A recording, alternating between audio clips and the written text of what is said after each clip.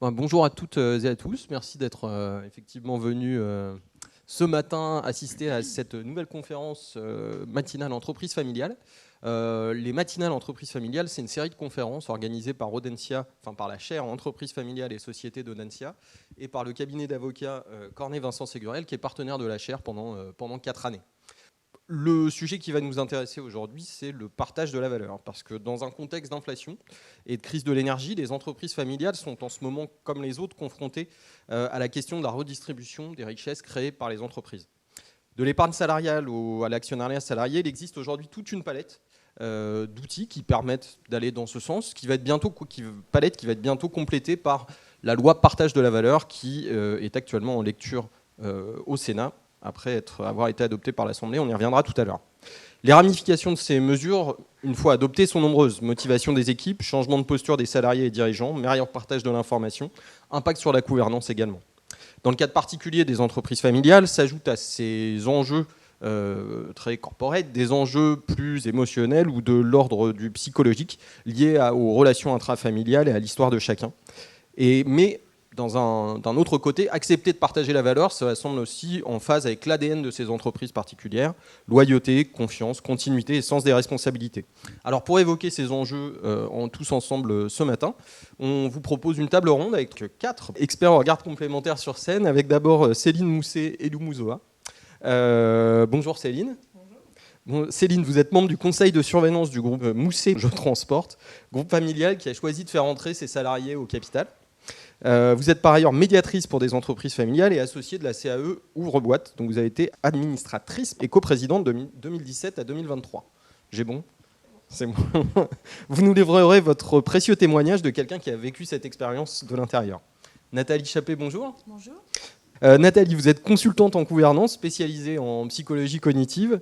Votre expertise nous sera précieuse afin de mieux comprendre ce qui se joue du point de vue émotionnel et cognitif dans les situations où la famille se décide à partager le fruit de leur entreprise.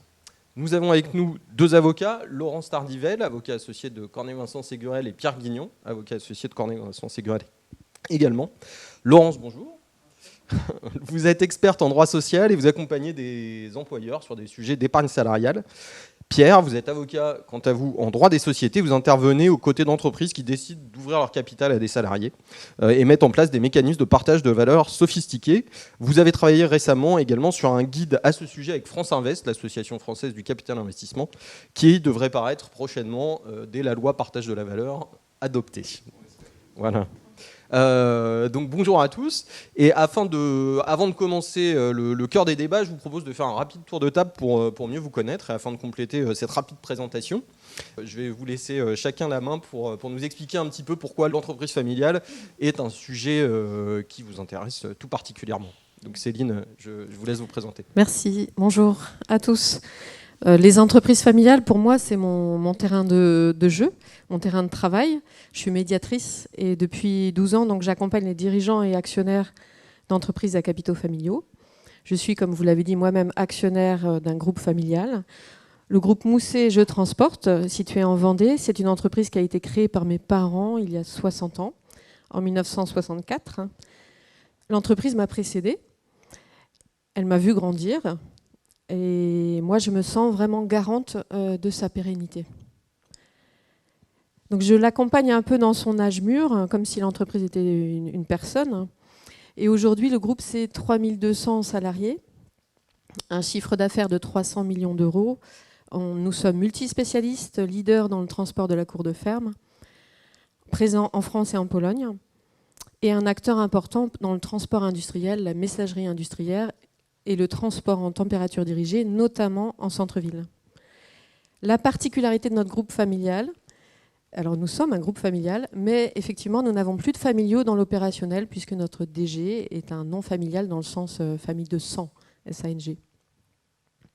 Ma première expérience professionnelle a été dans le développement économique pour attirer des entreprises à capitaux étrangers dans l'ouest de la France. C'était passionnant parce que faire venir des entreprises étrangères, ça apporte notamment en greenfield beaucoup d'innovation et d'ouverture. Mais sur les 11 années que j'ai passées, j'ai aussi observé que les entreprises qui venaient racheter des entreprises existantes à terme, l'esprit et l'âme de l'entreprise s'étiolaient, s'effaçaient. Et j'ai préféré focaliser mon énergie pour accompagner les entreprises du territoire à se pérenniser et à envisager une transmission entre générations. En tout cas, que l'entreprise puisse passer les générations. C'est passionnant, une entreprise familiale, parce que c'est des enjeux très divers, des intérêts économiques, humains, familiaux. Et c'est un environnement complexe, moi, sur lequel j'aime travailler. Voilà. La question du partage, c'est quelque chose que je connais bien. Les entreprises familiales que j'accompagne, elles finissent par se poser la question du partage. Partage du pouvoir, partage de la valeur, partage entre enfants. Et je conçois bien cette notion aussi à travers la SCOP de laquelle je suis associée. Alors dans les SCOP, c'est vraiment différent. Là, on est vraiment sur le partage à une entreprise à capital variable avec un homme, une voix. Et en tout cas, la particularité d'une entreprise familiale, je trouve, c'est qu'à travers le partage de la valeur, il y a aussi la famille qui se transforme. Voilà. Merci Céline. Nathalie, est-ce que vous pouvez nous dire un mot de votre parcours et puis pourquoi donc cet intérêt pour les entreprises familiales? Donc, moi, je suis cognitiviste, je suis spécialisée sur les troubles neurodéveloppementaux. Et aujourd'hui, je suis présidente du cabinet WIX. WIX, ça veut dire Work in Cognitive System, que j'ai fondé avec François No, qui est chef d'entreprise. L'idée, c'est de structurer la prise de décision au sein des gouvernances d'entreprise et d'aider, d'harmoniser la communication entre les membres des différentes instances de gouvernance. Donc, on a une boîte à outils qui est un peu spéciale parce que c'est le cognitif, c'est comment fonctionne le cerveau, pour éviter que les prises de décision restent bloquées dans les tuyaux ou soient mal comprises et d'évaluer en fait la création de valeur. Et je suis orthophoniste de formation. J'ai créé en 2016 ma première start-up en intelligence artificielle de livres numériques qui embarque le savoir-faire de l'orthophoniste pour que tout le monde puisse accéder à la connaissance. Et puis en 2018, j'ai créé une nouvelle start-up qui concernait plutôt l'inclusion pédagogique pour laisser personne au bord de la route, encore une fois, et tenir compte de tous les cerveaux. Et puis à travers ces différentes expériences, j'ai rencontré le monde de l'entreprise. Et avec François, on a souhaité mettre à disposition des entrepreneurs cette possibilité de réfléchir autrement sa société. Et notamment dans le cadre des entreprises familiales, parce que effectivement, les enjeux sont complexes. Et au-delà de la logique de penser son entreprise, il y a toutes les émotions, toutes les relations dans la famille. Voilà ce qui m'a amené ici aujourd'hui. Très bien, merci. Laurence, vous voulez nous dire quelques mots pour vous présenter? Oui, donc Laurence Tardivel, je suis associée du cabinet Cornet Vincent Ségurel et j'interviens particulièrement en droit du travail et droit de la sécurité sociale. Donc au-delà de ces matières, j'accompagne donc les chefs d'entreprise, une entreprise familiale, et l'avantage d'avoir des cheveux gris, c'est que je travaille avec la deuxième génération pour ma vie professionnelle, pas forcément la deuxième génération pour les entreprises. Et je croise effectivement des opinions différentes concernant l'approche sur le partage de la valeur en fonction des générations de chefs d'entreprise. Et c'est très amusant de faire ce constat d'appréhension du sujet du partage de la valeur au regard du père, au regard du fils, et de travailler sur cette matière-là avec des outils que nous vous exposerons tout à l'heure. Donc, partage de la valeur, c'est extrêmement vaste comme sujet. Les points d'entrée, c'est un sujet politique rémunération. C'est presque un gros mot, j'en dirai plus tout à l'heure, d'associer les deux. C'est un sujet de dialogue social, c'est un sujet d'attractivité. Donc, beaucoup de points réguliers en fait dans le cadre des négociations ou des rendez-vous sur ces sujets-là. Merci Laurence. Pierre? Bonjour à tous. Pierre Guignan, avocat associé du cabinet Cornet Vincent Ségurel. Alors je suis l'étranger de l'État parce que je suis basé à Lyon, mais c'est un plaisir de venir à Nantes, voir notamment mes associés, mais vous rencontrer également. Alors pour ma part, j'interviens plus particulièrement en matière de droit des sociétés. Je reste délibérément de la francisation des propos pour pouvoir dire d'autres choses. Et le prisme par lequel j'appréhende le partage de la valeur, c'est que Dans le cadre de mon exercice, j'accompagne régulièrement des cadres dirigeants à l'occasion d'opérations de levée de fonds. Et tout le sujet partage de la valeur était quelque chose qui est très présent en fait dans les entreprises. Notamment, vous avez tous entendu parler des sujets management package et autres, mais qui était un sujet où on adressait en définitive qu'une certaine partie de la population d'entreprise. Et aujourd'hui, avec les jurisprudences du Conseil d'État, avec tous les outils légaux qui ont été mis en place pour développer et intéresser non pas qu'une petite partie des cadres salariés, mais l'ensemble des salariés, on est face à un sujet d'actualité plus.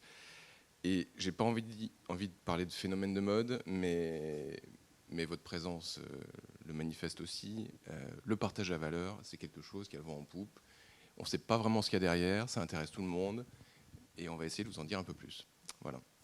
Merci Pierre.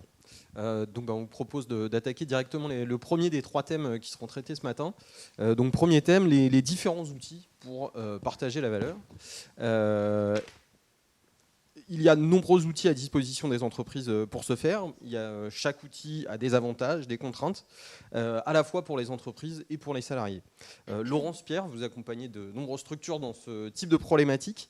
Quelles sont les possibilités à vous faire aux entreprises et aux structures en la matière, et quels conseils pourriez-vous donner aux structures qui souhaitent s'engager dans cette voie ? Alors vous aurez compris, on a construit notre présentation avec Laurence en binôme, avec notre spectre et notre prisme différents, plutôt peut-être droit des sociétés, peut-être plutôt côté dirigeant, et Laurence peut-être plutôt côté droit social. Et la première chose qui nous est apparue, c'est de dire, mais de quoi parle-t-on ? Parce que partager la valeur, qu'est-ce que la valeur ? Qu'est-ce que partager ? Et voilà. Donc, on a essayé, en juriste que nous sommes, de revenir à la définition qui pouvait être donnée par les textes. Donc je vous la lis, je ne la connais pas par cœur, je suis désolé. Donc la définition qu'on a retrouvée du partage de la valeur, c'est celle qui résulte d'un accord paritaire de 2019 intitulé « Partage de la valeur ajoutée », déjà à l'époque, et c'était sur 1970-2017. Le partage de la valeur répond à la question de la répartition juste et optimale des richesses créées entre les différentes parties prenantes pour à la fois davantage d'efficacité économique, renforcer la compétitivité coût et hors coût des entreprises et dynamiser une croissance durable et davantage de progrès social, créer des emplois de qualité et augmenter le pouvoir d'achat. Voilà comment a été défini dans ce fameux accord paritaire de 2019 le partage de la valeur. Donc, au terme de ce document, le partage de la valeur matérialise l'affectation de la valeur ajoutée sur différents supports, j'ai envie de dire. La rémunération du travail d'une part, les salaires, incluant les cotisations sociales et employeurs, l'épargne salariale, on y reviendra tout à l'heure, l'impôt lié à la production nette de subventions, l'excédent brut d'exploitation, qui est lui-même affecté aux impôts, aux intérêts, aux dividendes et aux profits non distribués. Une fois que je vous ai dit ça, on n'est pas vraiment beaucoup plus avancé. Néanmoins, spontanément et immédiatement, pour nous, le partage de la valeur, ça s'entend, ou en tout cas la valeur, ça s'entend nécessairement, pour ma part, sous un aspect économique. Quand on dit partage de la valeur, c'est le partage d'une création de valeur avec une approche pécuniaire. On partage un profit, une prise de valeur, et ça, du point de vue droit des sociétés, sur différents supports, et notamment des supports qu'on qualifierait actions, titres de société. On évoquera un peu plus tard tout ce qui est instruments, vous avez probablement entendu, actions gratuites, bons de souscription, stock options, BSA, etc. etc. Comme je l'évoquais tout à l'heure, la différence avec les management packages, c'est qu'aujourd'hui, on veut adresser cette valeur sur l'ensemble des intervenants et des acteurs et opérationnels de l'entreprise, et non pas spécifiquement sur le top management ou une certaine caste ou élite de l'entreprise. Alors concernant l'approche droit du travail, le spectre économique est flagrant dans les textes, hein, puisque le partage de la valeur. Alors ce qui est intéressant, c'est ce terme de partage de la valeur qui est somme toute assez récent. On parlait plus d'épargne salariale, d'actionnariat de salariés, et le tout est devenu partage de la valeur. Donc dans la définition, effectivement, ce partage de la valeur devient de plus en plus prégnant. De quoi parle-t-on ? D'outils classiques d'épargne salariale. Hein. Concernant la participation, on parlera plus de redistribution de bénéfices nets fiscales. Concernant l'intéressement, on parlera plus d'association financière des salariés au résultat ou à la performance.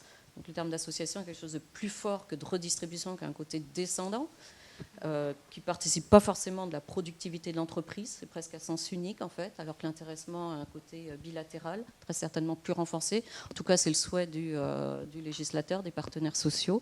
Et l'actionnariat salarié, c'est la participation du salarié au capital de l'entreprise. Il prend un morceau en propriété de l'entreprise. Alors il y a des passerelles, effectivement, l'accord national interprofessionnel du 10 février 2023 qui est en passe d'être intégré dans une loi en discussion actuellement, crée de plus en plus de passerelles entre l'actionnariat salarié et l'épargne salariale, nous le verrons tout à l'heure.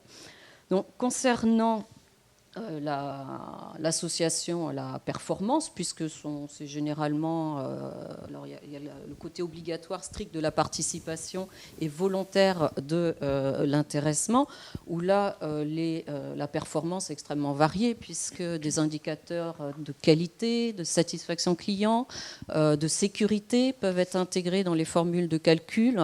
Donc là on voit bien l'impact direct entre le système d'intéressement et l'implication du salarié, même si dans la formule et dans les textes, ça peut paraître clair, le lien peut être assez distendu, voire très distendu pour un salarié qui a du mal effectivement à se sentir impliqué en disant, voilà, mon œuvre, j'ai mon voisin qui ne fait pas forcément la même chose que moi, qui va casser la dynamique de retour sur implication. Donc il y a des sujets, sur le papier, effectivement, ça fonctionne, dans la réalité, on pourra échanger tout à l'heure. Je tentais une définition, au-delà de définir le partage de la valeur, une définition inversée, la valeur du partage. Mais je pense que ça fait partie presque plus de votre champ. Mais le juriste, je pense, à sa place dans cette tentative de définition et de se dire, mais comment valoriser, comment définir, déterminer cette valeur du partage. Donc il y a deux spectres.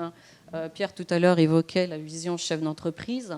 J'aurais tendance à parler de la vision salarié, peut-être par contradiction naturelle pour un juriste, de dire qu'à mon sens, pour le salarié, le partage aura d'autant plus de valeur que le principe de non-substitution en fait, de cette prime d'intéressement, de ce partage, est respecté par le chef d'entreprise. Il attend vraiment un complément de rémunération et que ça ne vienne pas rogner sur la part de répartition de la valeur ajoutée en salaire. Et ça, les partenaires sociaux sont extrêmement attentifs à ce sujet-là. C'est inscrit dans le marbre dans l'ANI, c'est inscrit dans le marbre dans le projet de loi, ça va intégrer le Code du travail, le principe de non-substitution, même pour la participation. Donc je pense que le salarié sera plus attaché au caractère volontaire et au respect de cette non-substitution. Et côté employeur, la valeur du partage sera plus vue au spectre des enjeux et des effets de levier qu'il espère sur l'attractivité, notamment sur l'augmentation de la productivité. Donc voilà ces tentatives de définition.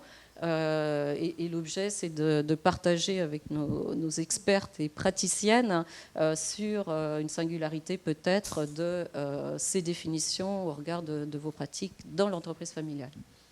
Oui, on a rapidement abordé les enjeux. Et en effet, un des enjeux importants aujourd'hui, alors je parle toujours sous l'angle chef d'entreprise, c'est que le constat de l'intéressement du top management n'est pas apparu comme étant suffisant.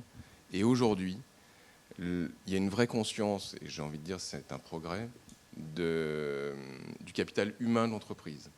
Et pourquoi ce partage de la valeur a une actualité totale, c'est qu'aujourd'hui, la première richesse pour créer de la valeur, c'est le capital humain. Et comment est-ce qu'on fédère ce capital humain? Comment est-ce qu'on l'attire? Comment on le fidélise? Merci. C'est aussi par ce biais-là, par le partage de la valeur. Un propos préalable, tout le monde a parlé d'entreprise familiale. Vous l'aurez compris, moi, ma casquette, c'est pas tant entreprise familiale que intervenant sur les sujets d'intéressement capitalistique des salariés qui m'amène ici aujourd'hui. Et je vais un peu confirmer ce propos en disant que, de mon point de vue, il n'y a pas de spécificité juridique, j'entends, pour pas irriter mes voisines, liée à l'entreprise familiale. Les outils sont les mêmes. Les problématiques, même si Laurence n'aime pas ce terme, sont similaires. On peut avoir une spécificité liée au contexte familial, mais en définitive, la réponse peut être la même qu'une entreprise non familiale. Peut-être ce que j'ai pu identifier, mais je vous laisserai le soin de me confirmer, c'est ce caractère beaucoup plus intuitif, personné, et peut-être la proximité plus évidente de la famille et du dirigeant vis-à-vis de ses salariés, qu'on retrouve peut-être moins dans une entreprise non familiale, si tant est qu'on puisse le qualifier comme ceci.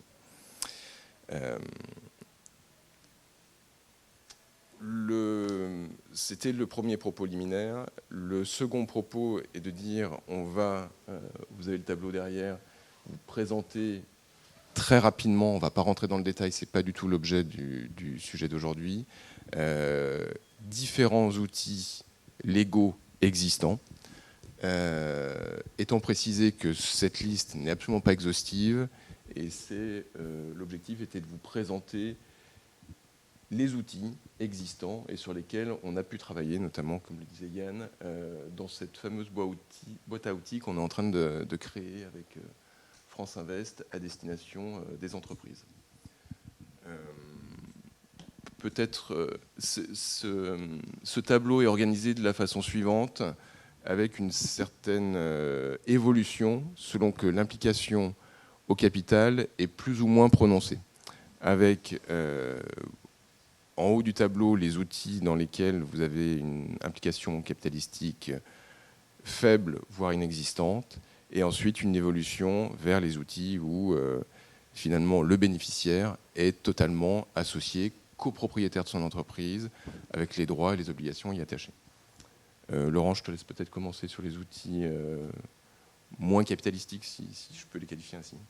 Donc, participation, j'en ai parlé tout à l'heure, c'est une obligation pour les entreprises de plus de 50 salariés avec des spécificités dans le calcul et l'atteinte des seuils des effectifs et les stratégies qui vont avec, d'évitement. L'ANI a bien vu le sujet et accélère, le projet de loi a intégré le sujet, accélère l'entrée dans le régime de participation des entreprises qui atteignent le seuil de 50 salariés. Concernant l'intéressement, pas de participation, enfin pas de prise de capital dans le capital de l'entreprise par le salarié. C'est un système volontaire qui est extrêmement encouragé par les dispositifs, notamment de primes de partage de la valeur, puisque dépend du régime social et fiscal de la prime de partage de la valeur, l'existence ou non d'un accord d'intéressement. Donc on voit bien qu'il y a vraiment des imbrications et tout est fait pour inciter, dynamiser, pour reprendre le terme même de l'ANI, les systèmes de partage de la valeur au sens large. Le PE, plan d'épargne entreprise, n'est pas visé, l'abondement au PE n'est pas visé, c'est une vision corporate et non travailliste. J'insiste sur le fait que la mise en place d'un accord d'intéressement permet, au travers d'un PE, de verser des sommes qui serviront demain à l'acquisition de titres par le salarié pour entrer au capital de la société dans des conditions extrêmement favorables. Comme les fonds versés en PE peuvent servir également à financer des augmentations de capital dont les sociétés par action ont aujourd'hui l'obligation d'ouvrir lorsqu'il y a une assemblée générale extraordinaire qui vote un projet de résolution sur une augmentation de capital, de réserver, en tout cas de poser à titre de projet de résolution, le fait de réserver aux adhérents du PEE l'accès ou non à cette augmentation de capital. Donc voilà pour, je dirais, les outils, hein, sans rentrer dans le fond, mais les interactions entre nos sujets respectifs. Merci Laurence. J'ajouterais, pour rebondir sur le PE, deux petits commentaires.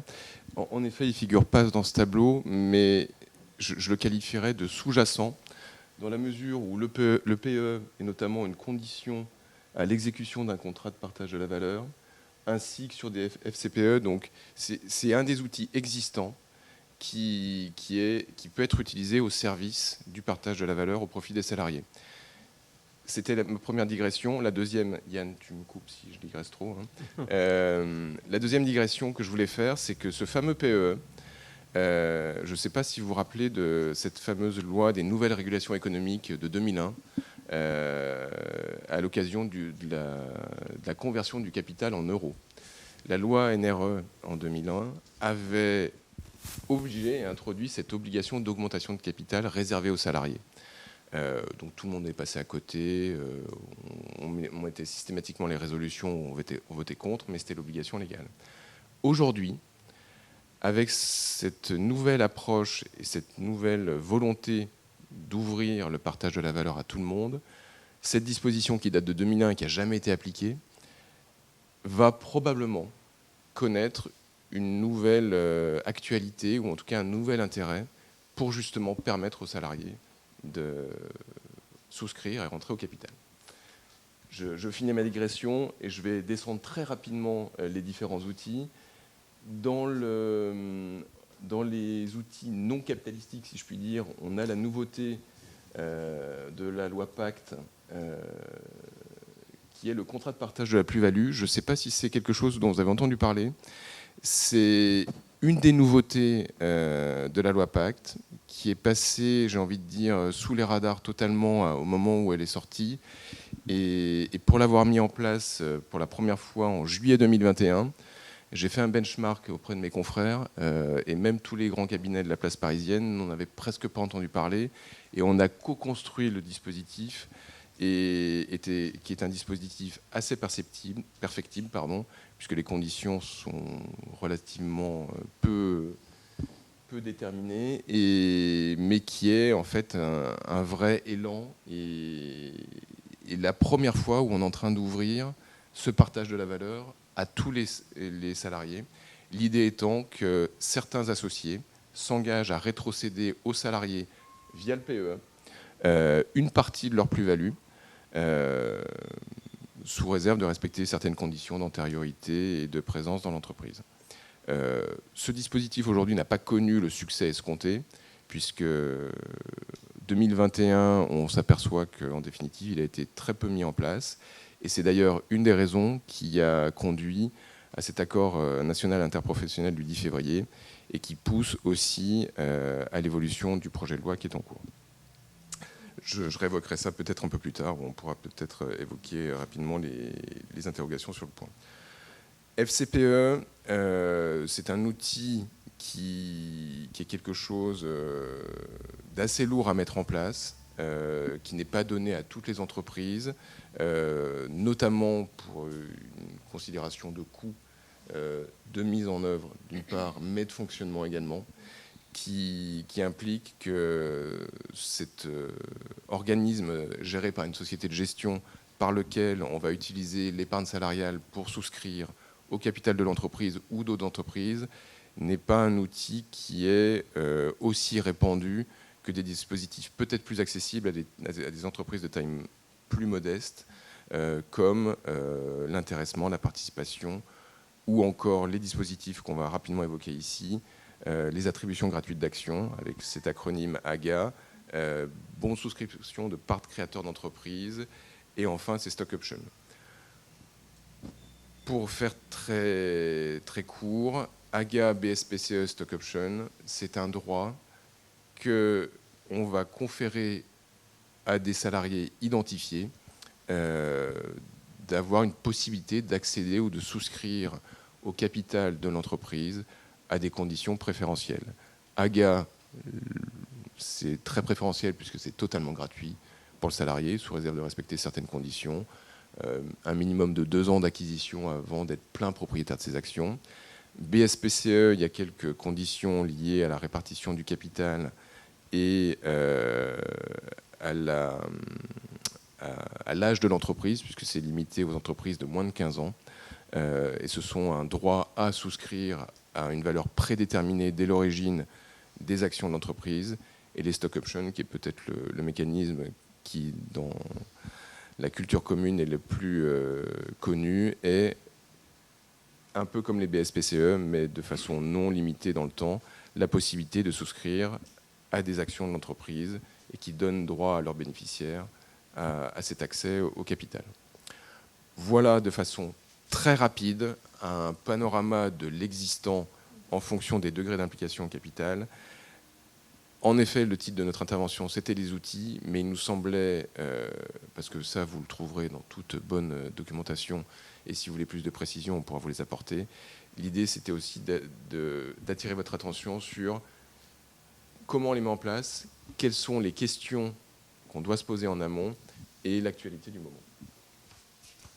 Du coup, est-ce que vous voulez faire un petit focus justement sur ce qui se passe à l'Assemblée nationale et au Sénat, et quel est le contenu de cette loi partage de la valeur qui est en cours d'examen, et quel changement, qu'est-ce que ça va ajouter justement? On voit qu'il y a toute une palette d'outils qui est finalement très très très très complète. Qu'est-ce que va apporter cette loi particulière, et quelles nouvelles obligations ou quelles nouveautés cela va impliquer pour les dirigeants d'entreprise? Alors, l'objet de cette loi a été de transposer littéralement cet accord national interprofessionnel du 10 février 2023, lequel avait pour objectif de réfléchir sur le partage de la valeur et les outils existants et comment on pouvait dynamiser tout cet existant et améliorer encore ce qui existait, et notamment ce fameux contrat de partage de la valeur loi Pacte, qui a eu un succès, somme toute, mitigé.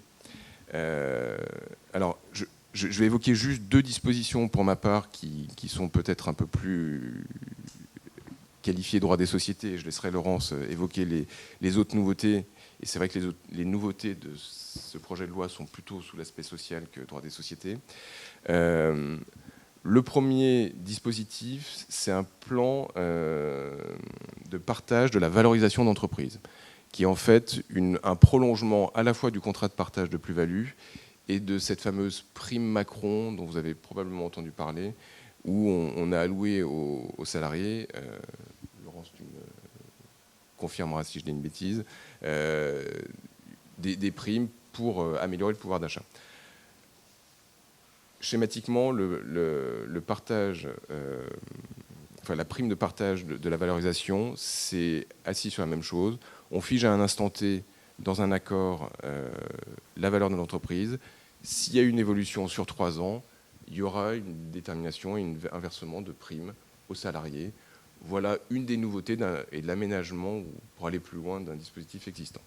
Le deuxième dispositif, accès droit des sociétés, qui est amélioré par ce projet de loi, c'est le dispositif attribution gratuite d'actions, dont le spectre était relativement limité, puisqu'on ne pouvait attribuer des AGA que dans la limite de 10% du capital, ou dans certaines conditions assez lourdes à 30% du capital. Et aujourd'hui, la tendance vient faire évoluer ces seuils, et la norme, ça sera dorénavant, quand la loi entrera en vigueur, 15%. Et si on offre des actions gratuites à tous les salariés, ça pourrait aller jusqu'à 40% du capital, ce qui est une vraie amélioration du dispositif. Merci Pierre pour ces précisions. Concernant le droit du travail, clairement, le gouvernement a annoncé 2030 2 objectifs. Premier objectif, 10% du capital des entreprises devra être détenu par les salariés. Deuxième objectif, tous les salariés devront disposer d'un mécanisme de partage de la valeur. Donc cette évolution législative, qui est la transposition de l'ANI avec quelques adaptations, est clairement dans cette mouvance. Les nouveautés auxquelles vous devrez vous préparer lorsque la loi sera adoptée, c'est concernant les entreprises de 11 à 50 salariés, l'obligation pour l'entreprise de mettre en œuvre un système de partage de valeur. Donc là, on est sous le seuil de la participation, on est dans le champ du volontariat. L'obligation s'y invite. Lorsque l'entreprise aura, pendant 3 exercices consécutifs, généré un bénéfice net fiscal d'au moins 1% de son chiffre d'affaires. Et application à compter du 1er janvier 2024, en l'état du projet devant l'Assemblée. Donc là, une réelle obligation. On est sur un champ expérimental, puisqu'il y aura un bilan de fait à l'issue pour voir s'il y a une reconduite ou pas du dispositif. L'objectif, c'est encore une fois de couvrir tous les salariés et de casser cette scission plus ou moins de 50 salariés. Concernant les moins de 50 salariés, la participation s'invite également au débat, puisqu'on est sur le champ du volontariat, mais aujourd'hui on est sur le champ du volontariat avec l'application de la formule légale de la participation, voire d'un régime, d'un mécanisme emportant des intérêts équivalents, des avantages équivalents pour le salarié. Un accord de participation dans les entreprises de moins de 50 salariés moins favorable que la formule légale serait possible à compter de l'adoption de la loi. Merci beaucoup Pierre-Laurence pour cette présentation de ce sujet qui a de nombreux aspects du point de vue juridique. Maintenant, je voudrais revenir un tout petit peu pour compléter cette partie sur un échange entre nous sur différentes notions. Notamment, Nathalie, je m'interrogeais par rapport, on a vu, à cette définition préalable, en fait, qui est un peu le cœur du sujet.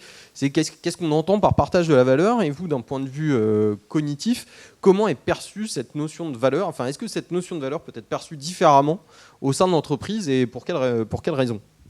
Bah oui, j'entendais qu'effectivement c'était compliqué à définir, et c'est pas très étonnant en fait, parce que du point de vue cognitif, le cerveau utilise différentes représentations des mots. Donc on appelle ça la polysémie.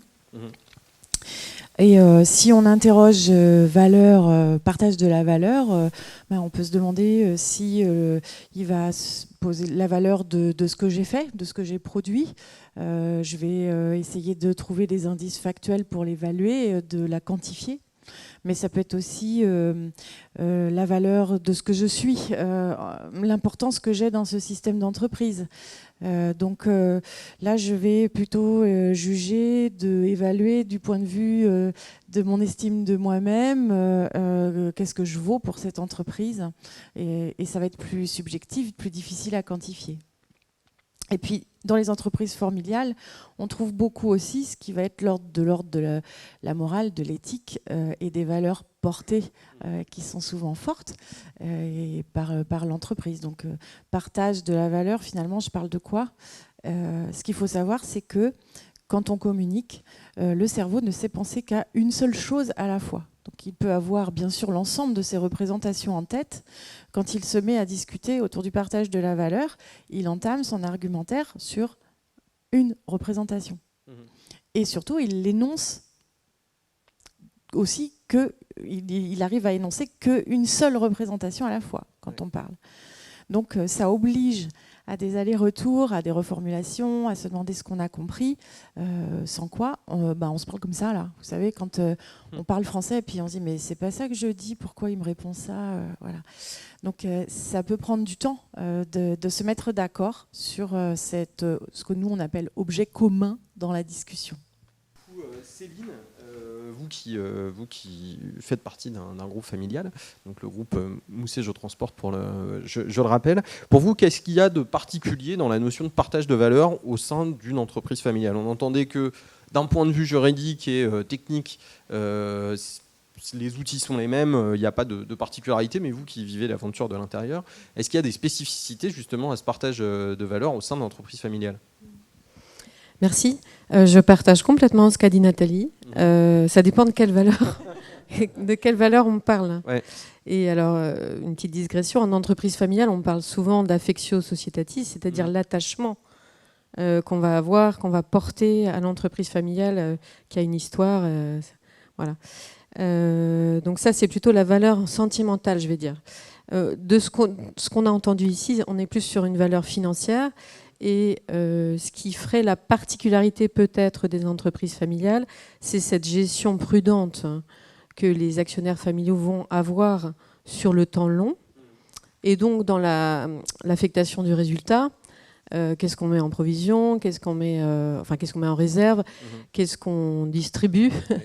Alors, ça dépend aussi de la typologie de l'entreprise. Un industriel va beaucoup mettre en réserve pour ses investissements futurs. Une entreprise de service peut-être un peu moins. Mais l'entreprise familiale va jouer là son pouvoir de décision de comment j'affecte le résultat. Et les familiaux ont souvent tendance à être prudents, donc comme je disais, pour la pérennité de l'entreprise. Et ce qui ferait la particularité peut-être des entreprises familiales, c'est que ces actionnaires familiaux qui ne sont pas forcément opérationnels dans l'entreprise, est-ce qu'ils vont jouer, est-ce que ça va être un risque en fait pour l'entreprise ? Ou est-ce que ça va plutôt être un équilibre possible ? Est-ce qu'ils vont jouer l'équilibre ? Voilà. Voilà, c'est la différence que je vois, c'est ça. Au-delà de la valeur sentimentale qu'on peut y porter, on y reviendra peut-être après.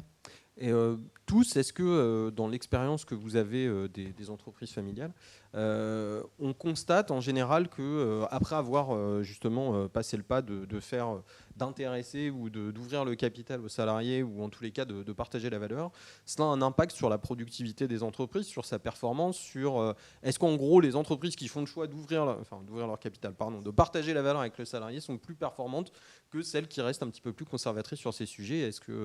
Est-ce que vous avez un ressenti ou un partage d'expérience sur ce sujet ? Est-ce qu'elles sont plus performantes ? Alors, j'y reviendrai tout à l'heure, mais je pense que c'est un formidable outil pour fidéliser. Or, la performance, elle est liée au capital humain. Tout à fait. Donc, voilà. Je vous propose d'entamer tout de suite la deuxième partie. Excusez-moi, il y a des slides. Donc, l'exemple du groupe Mousset Je Transporte. Juste en préalable, j'avais trouvé des statistiques qui datent un peu, puisqu'elles datent de 2016, qui était une étude de BPI France sur l'ouverture du capital au sein des groupes familiaux.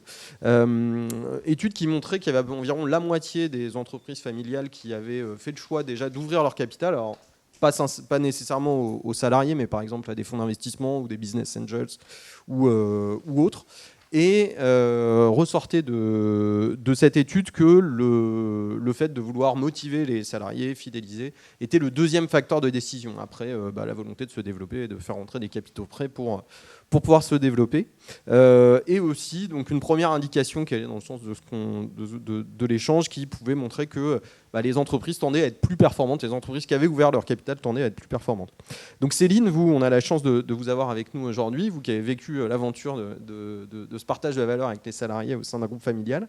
Est-ce que vous pouvez nous revenir sur comment ça s'est passé pour vous au sein du groupe Mousset Je Transporte ? Et première chose, je crois que l'ouverture ne s'est pas faite comme ça, mais elle s'est faite en plusieurs étapes. Oui, permettre aux salariés de devenir actionnaires. Ça, c'était moi, je l'ai toujours entendu dans la bouche de mon père, qui a 93 ans, que vous voyez là-haut, aujourd'hui. Dès lors qu'il a vu que l'entreprise générait du profit, en fait, il en parlait souvent. Et je pense que ça part du postulat que l'entreprise, ce sont les salariés qui la font, avant tout. Donc la redistribution de la richesse est devenue un vœu pieux, mais bon, pas facile à mettre en œuvre, on ne savait pas trop comment s'y prendre. Parce que là, on parle de quelle date à peu près ? Là, je parle du début. Moi, je suis née en 72, mais j'ai toujours entendu mon père en parler. Mais il ne savait pas forcément comment faire, alors il le faisait à sa façon. Le vendredi soir, il invitait les conducteurs dans la cave familiale pour partager un verre, partager les déboires de la semaine et puis les joies. Mais le partage commence déjà avec ça. Oui, tout à fait. Et ce que je voulais dire, c'est que... Et aussi, pour lui, c'était pas simple, parce qu'il fallait aussi faire grandir sa propre famille. Donc c'est bien d'avoir un vœu pieux, de partager, mais il faut aussi subvenir aux besoins de sa propre famille. Tout à fait. Voilà. Comme on était 5 enfants, il y avait quand même du boulot. Voilà. Donc en 86, mes parents ont fait un partage, mais alors dans un cercle restreint, puisqu'ils ont fait une donation, partage, là on parle du capital, à leurs 5 enfants. Voilà.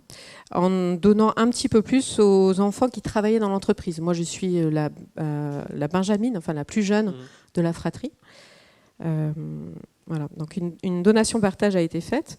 Et les années passant, il y a eu des sessions intrafamiliales qui ont eu lieu. Et tous ne sont pas restés dans l'entreprise. D'accord. Aujourd'hui, mon frère aîné, donc on a 16 ans d'écart, est président du conseil de surveillance. Et les 4 membres de l'AG2 sont actionnaires et membres du conseil de surveillance. Voilà, moi j'avais donc 12 ans lors de la donation partage et donc aujourd'hui je suis actionnaire à 10% du capital. D'accord. Si on en revient un petit peu sur la frise, Oui. donc mon frère aîné a pris les rênes en 90 et il a poursuivi ce vœu pieux de partage de la richesse. Donc il a mis en place tous les dispositifs. Voilà, participation, c'était obligatoire, intéressement. Et il a également mis en place le management participatif. Donc c'est l'idée d'avoir le moins de niveaux possible entre la décision du terrain et le directeur. Voilà.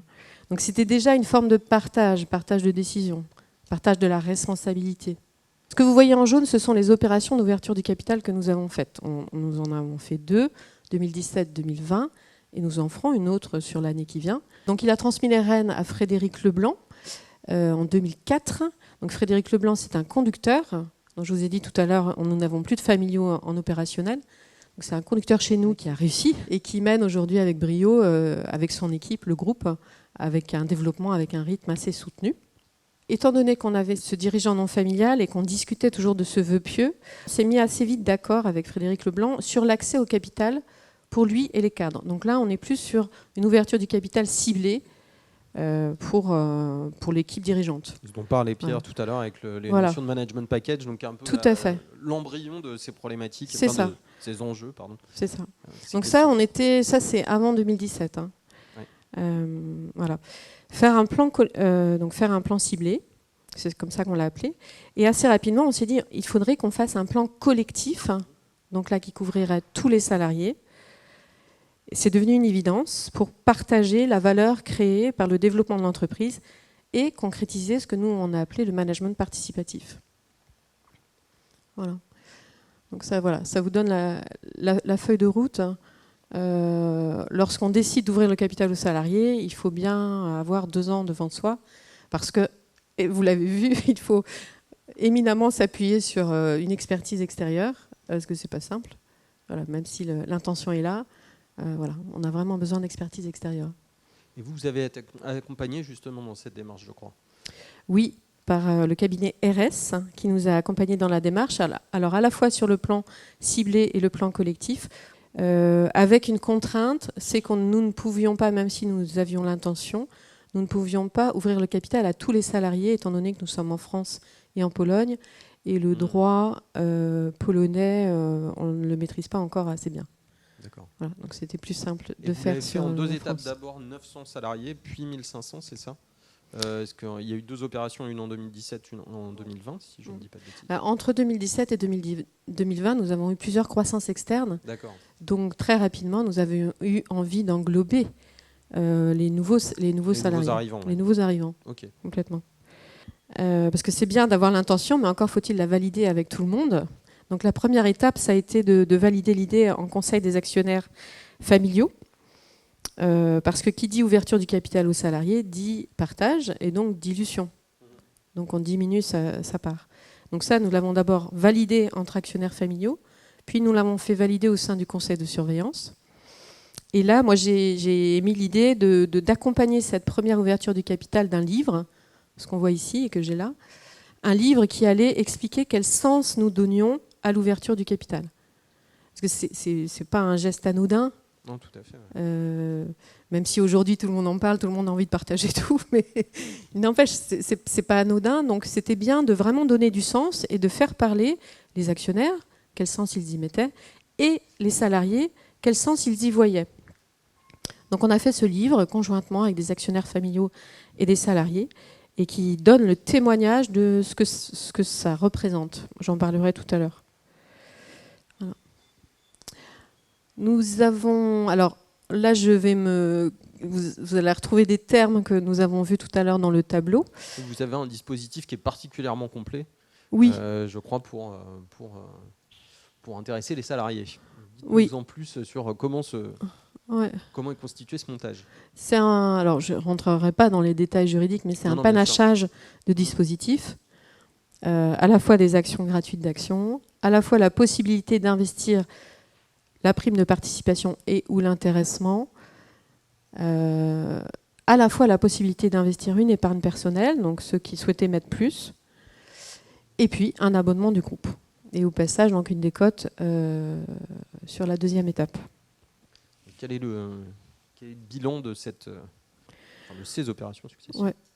Alors là, vous avez les résultats sur les 2 premières campagnes. Donc environ 1000 bénéficiaires pour chaque campagne, environ 36% de souscripteurs, une souscription moyenne de 950 €. Nous avons eu plus de versements volontaires à la seconde ouverture. Alors après, c'est par rapport à la typologie aussi des salariés. Il y a majoritairement des hommes au-dessus de 40 ans avec de l'ancienneté. Et donc à chaque fois, nous avons fait ce plan ciblé pour les managers et un plan collectif pour les salariés. Donc aujourd'hui, le plan, ce qu'on appelle le plan ciblé, qui est au niveau de la holding du dessus, représente donc 15% du capital, le DG et les cadres. Et nous sommes passés pour les salariés via un FCPE, que vous avez nommé tout à l'heure, donc un fonds commun de placement. Donc dans ce cas-là, c'est le fonds qui est actionnaire de l'entreprise Oui. et les salariés qui Oui. Qui placent leurs capitaux dans le fonds. C'est ça, voilà. Et donc à hauteur de 3,81%. Et vous avez été récompensé, je crois, pour ce dispositif. Oui, par la FAS, qui est la Fédération française des associations d'actionnaires salariés.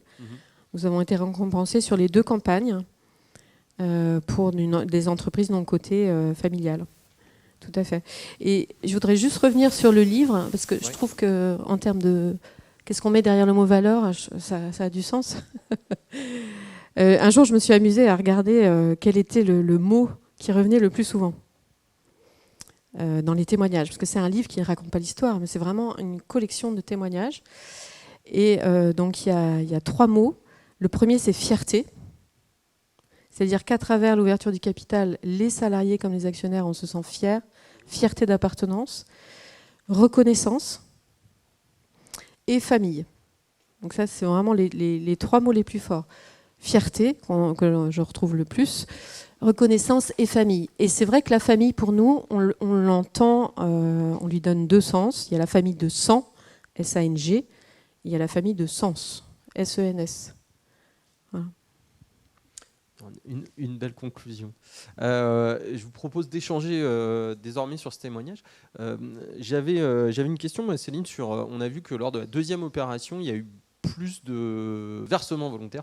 Est-ce que ça, vous avez une explication? Est-ce que c'est juste quantitatif ou est-ce qu'il y avait peut-être une réticence de certains salariés à l'origine et puis après qui se sont rendus compte que avec la première opération, en fait, c'était vraiment intéressant, il y avait vraiment du sens. Enfin, est-ce que c'est une prise de conscience des salariés ou c'est purement une raison mathématique derrière ça?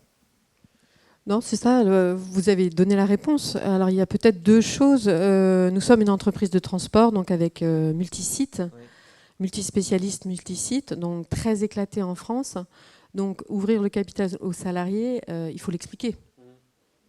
Qu'est-ce que c'est quoi le FCPE, comment ça va fonctionner, comment tu peux te renseigner sur les parts que tu as, etc. Ça peut paraître complexe peut-être pour certains salariés. Mais oui, ça n'a rien à voir avec le quotidien. Oui, tout à fait. Oui. Donc pour un conducteur, voilà, il faut un petit peu de temps pour s'approprier la démarche, vraiment, et se dire bon, ok, je vais le faire. Voilà. Donc effectivement, et donc la 3e campagne que nous ferons d'ici 1 an. Il y aura peut-être également plus de versements volontaires, on verra. Très bien. Nathalie, vous qui êtes experte spécialiste de la psychologie comportementale, qu'est-ce qui se passe dans ce type de situation? Quel est l'impact quand, en fait, comme on le voit, les salariés deviennent actionnaires, qui comprennent ce que ça implique? Quel est le processus par lequel ils vont changer de posture peut-être? Ou quel peut être l'impact à la fois sur les salariés mais aussi sur les dirigeants justement en termes de posture au sein de l'entreprise? Est-ce que vous avez les clés pour analyser ce processus-là? Ce que j'ai entendu dans le témoignage de Céline qui relate le temps long de la démarche et qui montre combien les cerveaux prennent de temps pour s'adapter à cette modification. Le cerveau, il est fait pour juger. Donc, il est là pour organiser votre survie et faire en sorte que quand il va recueillir de l'information autour de lui et trouver comment s'adapter à la situation. Et donc, dans ce cadre-là, on lui propose quelque chose, il faut qu'il acquiert de la connaissance pour pouvoir décider. Et sans cette connaissance-là, il ne sait pas où aller. Et ce qu'on entend bien dans ce que tu décrivais, Céline, c'est tous les enjeux de la gouvernance. Assez classiquement, on parle d'enjeux de responsabilité, les enjeux de relations, et puis les enjeux de pouvoir. Et donc, autant de protagonistes et d'acteurs de la décision dans l'entreprise, autant on multiplie tous ces enjeux. Donc, pour pouvoir discuter avec son interlocuteur, donc il faut déjà avoir conscience effectivement des enjeux qui appartiennent à l'individu, mais aussi à mon interlocuteur, sans quoi la discussion elle est unilatérale. Donc comment est-ce que je vais m'adapter, mais aussi comment je vais tenir compte de ce que tu vas adapter toi, interlocuteur. C'est un peu, pour illustrer, je parle souvent de la parabole de l'éléphant. C'est une parabole indienne qui demande à des aveugles de se réunir autour d'un éléphant et de définir cet animal. Donc vous imaginez bien que chacun va toucher une partie de l'éléphant et décrire ce qu'il a sous la main. En disant, l'éléphant, c'est quelque chose d'oblong, c'est quelque chose. L'autre, il va dire c'est très plat et c'est tout mou, etc. Donc on pourrait imaginer que finalement cet éléphant s'appelle valeur et que dans l'entreprise, eh bien, on en soit à se partager la valeur et donc d'abord à définir ce que chacun perçoit de cette valeur. Et face à ces enjeux, finalement, on va se retrouver à gérer ses droits et puis ses devoirs dans le cadre de ce partage. Alors du coup, quand on va parler de droits et de devoirs, c'est rapidement qu'on peut concevoir la valeur sous forme de gain ou sous forme de perte. C'est ce que tu disais, Céline. Oui, mais partager le capital, ça veut dire la dilution. Et si on ne fait pas attention à rester un peu factuel et à continuer de s'expliquer les choses, on peut assez rapidement scléroser une discussion autour de « je donne trop » ou « j'ai pas reçu assez ». Et dans ce cas, il y a un nœud qui va se créer et qui, peut-être que un pas de côté peut être intéressant et puis pour sortir de ce juste pas juste, tourner autour des notions de l'équité plutôt que de l'égalité. Très bien. Merci. Laurence, Pierre, au regard de votre pratique et puis des entreprises que vous avez pu accompagner dans ce type de démarche, telle que celle du groupe Mousset Je Transporte, est-ce que vous, c'est des situations auxquelles vous êtes confrontés quand vous mettez en place ce type de dispositif? Est-ce qu'il y a ce travail de pédagogie qui est nécessaire avec les entreprises et peut-être avec les entrepreneurs?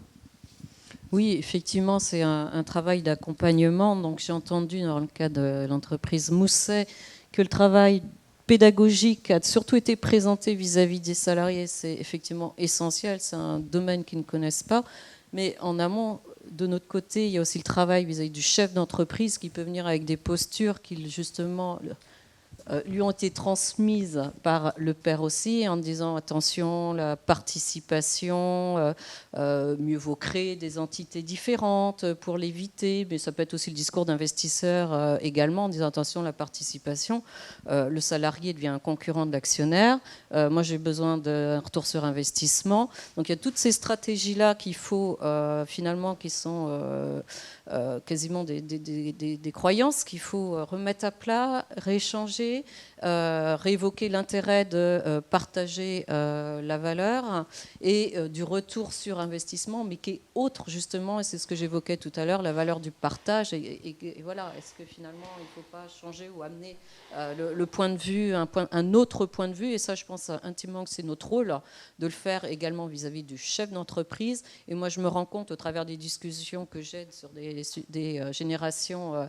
différentes, d'une ouverture, peut-être moins de posture aujourd'hui, mais peut-être plus économique. J'ai un chef d'entreprise qui me disait en dernier lieu, moi finalement, est-ce que j'ai un intérêt à faire entrer des salariés au capital ou à partager la valeur pour fidéliser ces salariés-là? J'ai des salariés qui travaillent en régie, ils sont beaucoup plus attachés finalement à la structure dans laquelle ils travaillent qu'à la mienne. En tout cas, c'est mon ressenti aujourd'hui. Donc, il me livre ça et je dis, bon, travaillons sur ce sujet-là. Est-ce qu'il y a des outils, comment on peut aborder ce sujet-là pour voir si le partage de valeurs peut être un moyen de reconsolider ou de resserrer ce lien que lui estime distendu. Donc, ce n'était pas une posture, c'est une approche plus économique.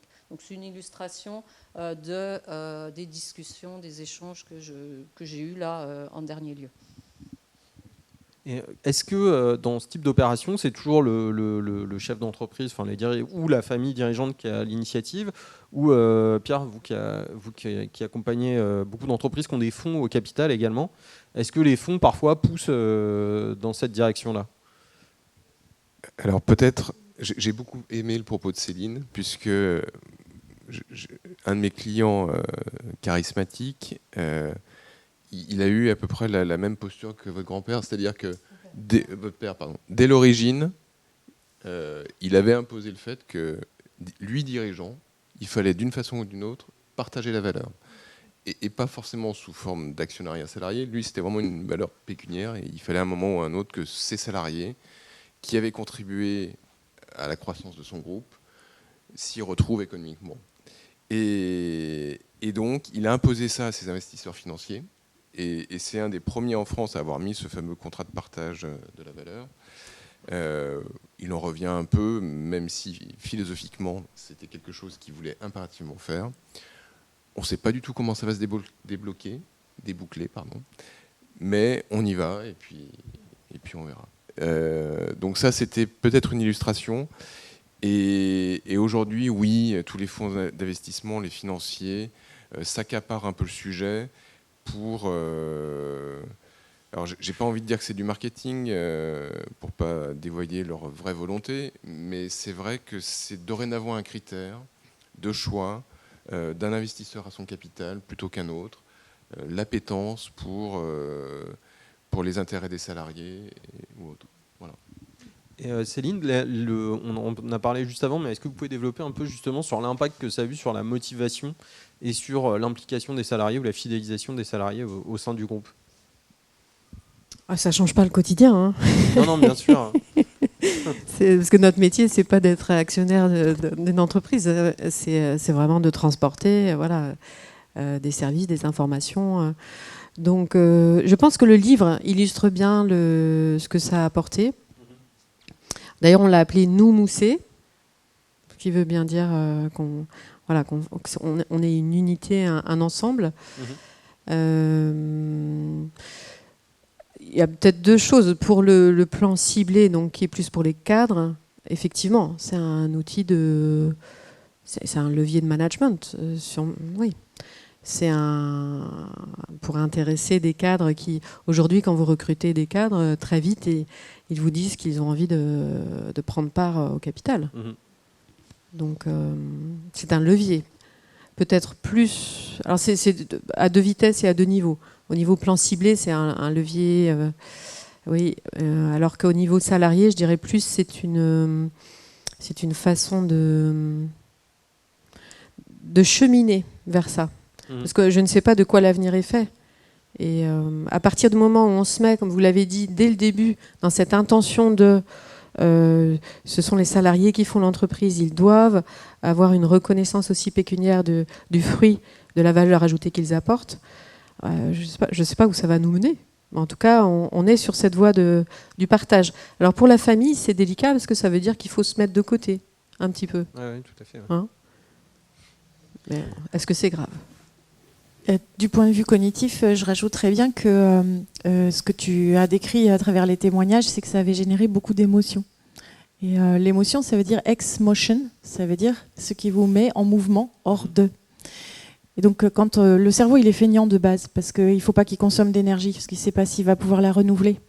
Donc, pour arriver à motiver les gens, pour qu'ils puissent être Motive, ça veut dire moteur de l'action, et qu'il se rentre en action et qu'il se donne, qu'il donne de l'énergie dans cette entreprise, l'émotion, c'est un bon moteur. Donc, de créer de la fierté, ce sentiment d'appartenance à une famille, oui, bien sûr que ça motive.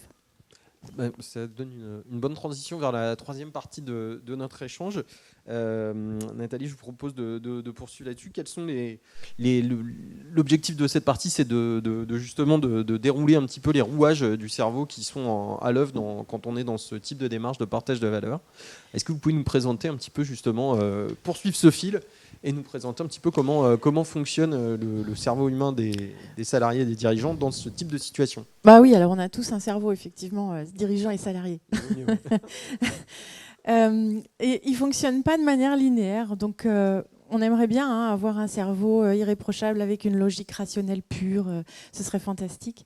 Mais non, en fait, il y a beaucoup de dysfonctionnements qui viennent se glisser. Donc, l'objectif, là, c'est que, je vous explique comment ça fonctionne, la prise de décision. Tout à l'heure, je vous disais qu'il est là pour organiser votre survie. Et donc, il va, dans un premier temps, percevoir. Donc, il va mettre en tous ses sens en marche, le visuel, l'auditif, qu'est-ce que j'ai entendu, qu'est-ce que j'ai vu dans cet environnement pour pouvoir prendre les informations. Ces informations vont arriver dans notre cerveau et vont être traitées par nos petits logiciels internes. Donc, nous, on appelle ça le capital cognitif. Et puis, une fois qu'il a fait ses hypothèses, il va décider et se mettre en action, programmer son action pour s'adapter à la situation. Donc ça, c'est le fonctionnement qu'on a tous. Et pour ce faire, c'est quoi ces petits logiciels? C'est ce que vous avez en mémoire. Finalement, on pourrait interpréter 3 grandes armoires d'informations stockées. La première, ce serait celle de nos connaissances. Donc là, c'est tout ce qui va être théorique, tout ce que vous avez appris, du langage, des mathématiques, tous les fondamentaux que vous avez appris et qui vont vous aider à penser. Et puis, on a aussi notre armoire de comportement. Là aussi, c'est de l'apprentissage. Et vous avez, dans votre éducation familiale, appris comment vous comporter dans telle situation. Et puis, à travers les expériences sociales de l'école et professionnelles, on acquiert un stock de réactions comportementales. Et puis enfin, c'est l'armoire de nos compétences. Donc, tous nos savoir-faire qui sont mis à disposition aussi de notre pensée. Et quand on traite une problématique, moi aussi j'utilise ce terme-là, il me va bien, on met tout ça en branle pour réfléchir et décider. Tout ça tout ce capital cognitif vient nourrir votre réflexion. Donc, forcément, il est individuel. Chacun a un capital cognitif qui lui est propre en fonction des expériences de vie qu'il a eues. Donc, quand on parle de partage de la valeur, on se retrouve de nouveau avec cette valeur éléphant. Non seulement on ne perçoit pas forcément les mêmes choses en fonction de la place qu'on a dans l'entreprise, mais en plus, on va pas traité de la même manière puisque son capital cognitif est différent. Donc ça fait 2 fois qu'on peut trouver des écarts entre nous dans la communication qui peuvent créer des dysfonctionnements. Donc celui effectivement de la perception et du traitement. Moi je parle de mes communications. On a les mots mal entendus, mal compris, voilà, tous ces écarts de communication qui vont générer qui peuvent aller jusqu'au conflit. Ce qu'on a constaté dans l'accompagnement de nos dirigeants et a fortiori dans l'entreprise familiale, c'est que ce traitement, ce capital cognitif, quelquefois, le chef d'entreprise, il fusionne avec son entreprise. C'est tellement important, c'est tellement fort qu'il va prendre des décisions, mais on ne sait plus trop si c'est son cerveau en tant qu'individu avec son prisme, ou si, finalement, c'est bien le cerveau de la personne morale. Parce que chez Wix, on considère que l'entreprise est une personne à part entière et qu'elle ne peut pas s'exprimer, mais que pour autant, elle a un cerveau. Et quelquefois, cette fusion amène des décisions confuses, pour le coup, qui font qu'on n'est plus très sûr que la personne décide pour elle ou pour le bénéfice de la personne morale. Mais c'est aussi le cas quand il faut prendre des décisions pour les salariés qui, eux, peut-être vont moins considérer aussi cette personne morale et plus leur individualité. Ce qu'on sait aussi, c'est que dans ces situations de mécommunication, ça génère du stress et que le stress vous enlève 30% de vos capacités cognitives. C'est très important, 30% en moins. Et le cerveau, pour se protéger, va passer sur des processus automatiques, c'est-à-dire qu'il va aller piocher dans son capital cognitif des réponses qu'il a enregistrées. Et donc les émotions vont se mettre en marche, parce que souvent dans la communication, ça génère de l'émotion, et vont aller provoquer une réaction, donc action-réaction, sans passer par la réflexion et tout le traitement cognitif adapté. Donc avec un grand risque de se retrouver à atterrir dans une action au mauvais endroit. Voilà pour vous expliquer un peu comment ça fonctionne, le cerveau dans son ensemble. Dans tous les cas, ce que tu disais confortait complètement ce point de vue, finalement, partage de la valeur, avant de discuter de la valeur, peut-être qu'il faut s'interroger sur ce qu'on partage, et faire une culture commune et travailler sur le capital cognitif que l'on a à partager avant la valeur de production, qui seront tous les mots, tout ce avec quoi on va communiquer ensemble, les règles de vie et de comportement à adopter dans l'entreprise, et puis les savoir-faire que l'on peut aussi partager les uns et les autres, et mieux comprendre comment on fonctionne chacun à partir de cette culture commune. Voilà, pour moi, ce serait le mot de la fin. Merci beaucoup. Céline, vous qui avez vécu justement ces enjeux de communication, comment vous avez justement réussi à démêler ces différences de perception, ces différences de capitaux cognitifs? Est-ce que c'est quelque chose déjà que vous avez ressenti, vous, cette nécessité d'ajuster les visions un petit peu, et comment vous avez fait pour tout faire converger et réaliser le projet? Merci. Ça me donne l'occasion de parler du dialogue. Étant médiatrice, j'ai du mal à ne pas en parler, mais c'est exactement ce qu'a dit Nathalie, c'est que nous en avons parlé et reparlé et encore parlé, et on est revenu dessus. Voilà, c'est un temps long. On sent bien qu'à un instant T, tout le monde n'est pas forcément aligné avec la décision. On en reparle. On discute de qu'est-ce qui est important au final. Qu'est-ce qui est important. Donc, c'est vrai que ça peut amener à des discussions un peu philosophiques entre nous, étant donné en plus qu'on est assez différents les uns les autres. Mais tout à l'heure, je vous ai parlé du Conseil des actionnaires familiaux. Et ça, c'est une instance extralégale qui n'a pas de valeur juridique. Mais c'est quelque chose que nous, on a mis en place déjà depuis plus de 10 ans et qui est vraiment un espace d'échange et de dialogue pendant lequel on va discuter des 3 enjeux fondamentaux pour l'entreprise demain. La transmission, l'ouverture du capital, le développement. Voilà. Et donc, pour répondre à votre question, oui, on a vécu des échanges où il fallait se mettre d'accord sur le sens qu'on mettait derrière. Et c'est grâce à cette instance extralégale qu'on a mis en place, on se réunit 4 fois par an, qu'on a mis en place depuis plus de 10 ans, qui est un espace de dialogue. D'accord. Merci. Laurence, vous qui intervenez aussi dans les entreprises, notamment dans les relations sociales collectives, comment on crée les conditions propices au dialogue entre les employeurs et les salariés, et comment on réussit à aligner justement les visions de chacun? Est-ce que vous avez des conseils, vous, tirés de votre expérience justement pour de créer les conditions favorables en tous les cas à ce dialogue?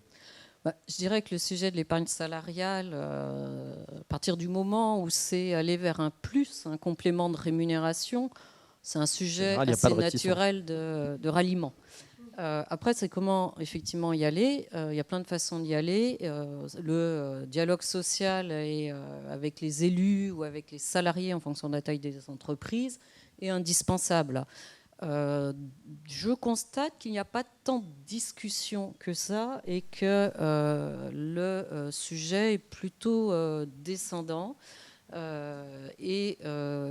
L'échange se fait plus avec les membres du CSE qu'avec les salariés en direct.